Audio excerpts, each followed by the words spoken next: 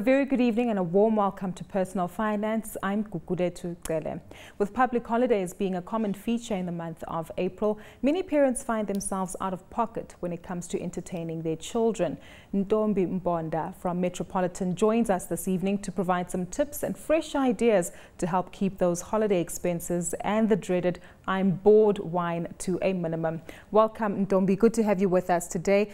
Let's firstly get into the top part of this discussion where we take a look at planning as well as budgeting. That's clearly a key point for all parents to pay attention to. Thank you, Kuku. Yes, you're right.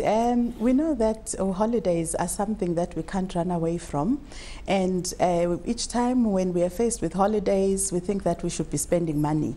But it's a good thing if you spend the money that you have budgeted for and money that you have planned for. So we always encourage parents at the beginning of the year, when you get the school calendar, you know when the holidays will be coming up, you need to start budgeting for those specific holidays, bearing in mind the type of activities that you'll be wanting to do with your family. Let's talk about those activities, because clearly this takes a lot of extensive planning, and sometimes parents want to go away with their children on holiday.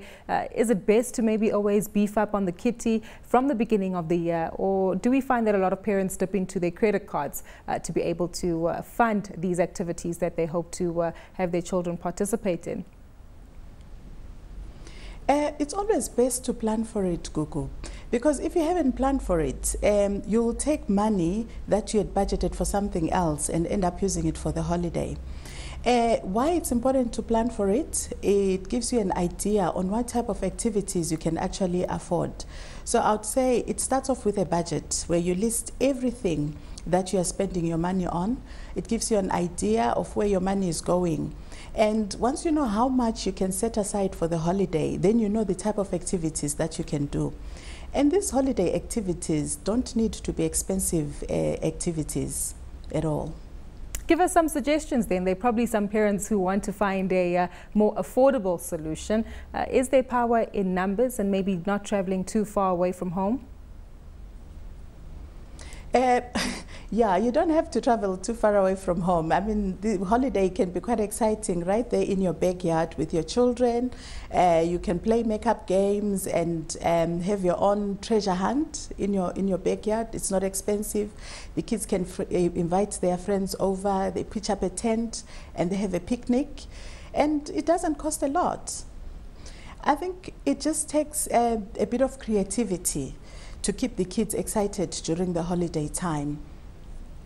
What about using that holiday time as well as an opportunity for you to educate them on finances and saving as well? Maybe putting it to them that if they want to participate in whatever activity come the next set of holidays, that they need to put away a certain amount of money. Surely that might come in handy too. That's absolutely true. It's never too early to start teaching our children how to budget, how to save money, and how to use it responsibly. And holiday time is a great opportunity to give the children a certain amount of money, and you ask them to draw up their own mini budget on how they're going to use it over the school holidays. So I always say that we need to look for teaching opportunities where we can start weaving in the concept of money into their daily activities. And holiday time is just as good as any.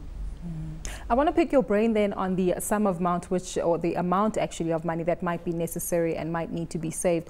Now there are various savings vehicles and investment forms available, but many parents find it difficult to put away a substantial amount of money.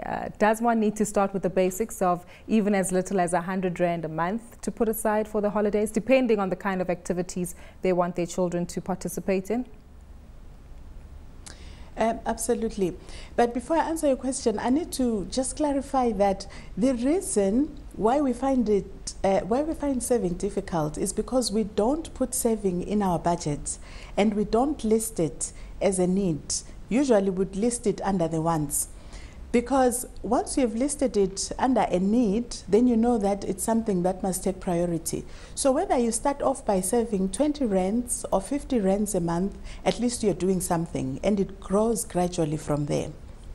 Is there power in large numbers? Because usually parents might have their children over with relatives or friends. Could there be some kind of kids holiday stockpile, if I can term it that way, where all the parents contribute to helping to ensure that there's sufficient funds involved? Yes, if it's a large family, that's absolutely the way to do it, because you don't want to have all your sister's kids, your brother's kids coming to your house. You end up with 12 kids and, you know, you must keep them all entertained throughout the holiday. You know, when the kids are there, they want to be eating breakfast, lunch and dinner. So if you're a nice large family, you can all chip in together into one pool so that depending on where the kids go, there's funds available for them to use for that holiday. Ntombi, I want to pick your brain on providing children with an allowance. Should this be in addition to whatever finances you've managed to secure to keep them entertained during the holidays? I think it is important to give our kids an allowance, because how do we then expect them to learn how to manage their money, to develop good money habits, if they've never been given the opportunity to try it on their own, make mistakes and be corrected? So it is definitely a good idea to give them an age-appropriate amount that they can start playing around with, learning how to budget, how to save it, and just to see how they can stretch it over what they want to spend it on.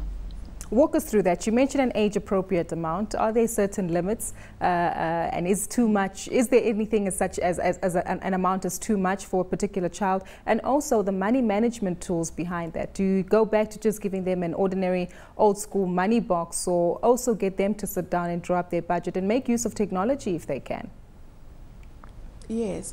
I think we simply need to go back to the basics. The old money box, it always works all the time.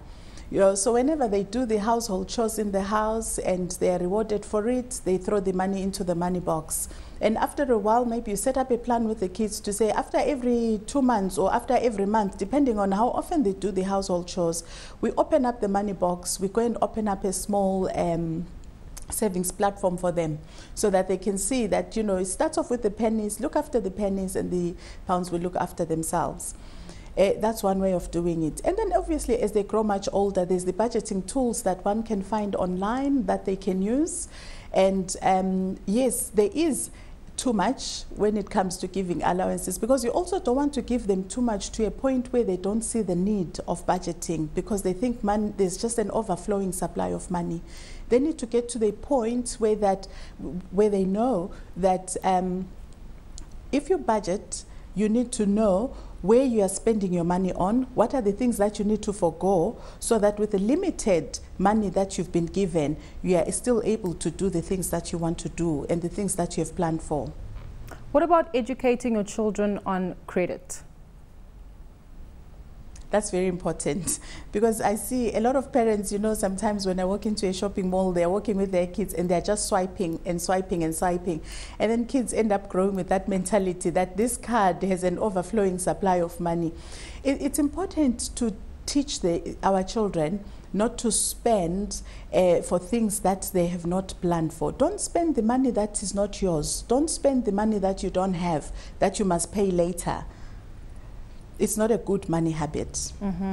Ntombi, let's move to a situation whereby the holidays have come and gone. This education and training has taken place and parents find themselves out of pocket, as we mentioned at the top of the show, after having to entertain their children over the holidays. What's the starting point? Consolidate your debt or pick up on savings for the next holiday season?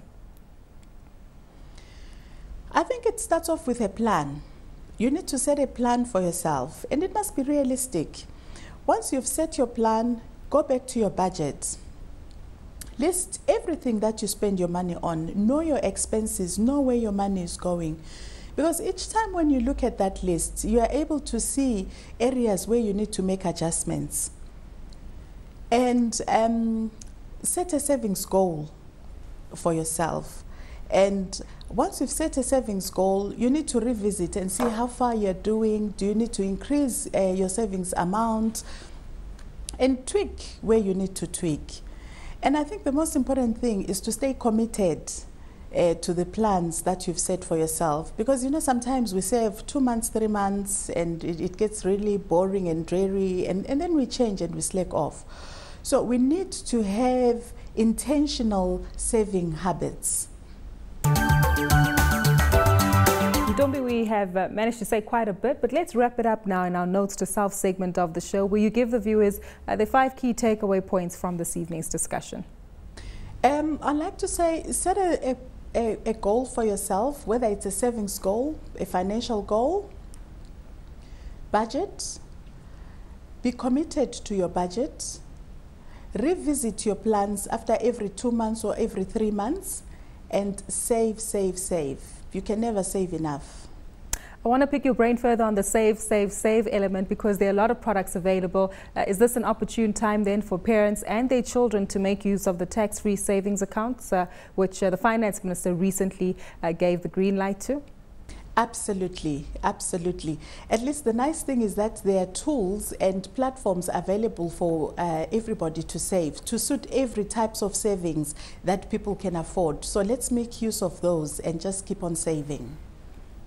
Ntombi, thank you so much for your insights today. We certainly have had quite a bit to go through. Obviously, it all starts with setting a goal, budgeting, committing to that budget, and also revisiting it, and save, save, save, as was mentioned by our guest this evening. Well, that's where we'll leave it for Personal Finance tonight. A big thank you once more to Ntombi Mponda from Metropolitan.